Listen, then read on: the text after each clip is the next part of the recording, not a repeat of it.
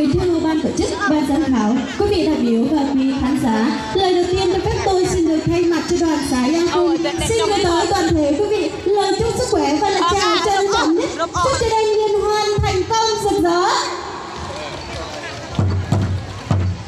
Kính thưa ban tổ chức, ban giám khảo, đến với liên hoan ngày hôm nay, đoàn xã Giang Cung xin tham gia với hai phần thi.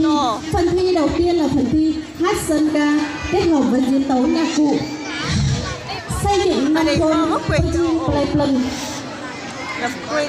nạ mà bọc tạc nam rẻ ơi vây vậy có tu đẻ khàn chan nam phải khơn rẻ ơi nạ mà bọc tạc nam đẻ thầy bọc về con plei đẻ khàn.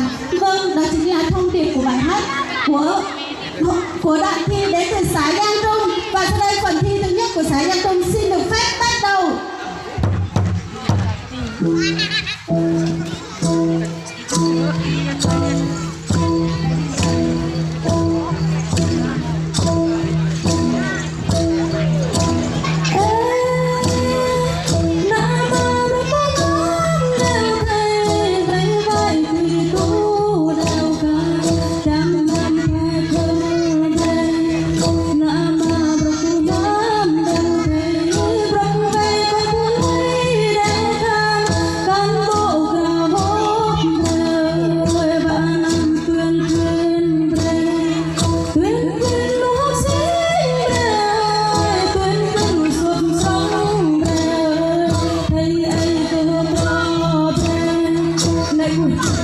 Nam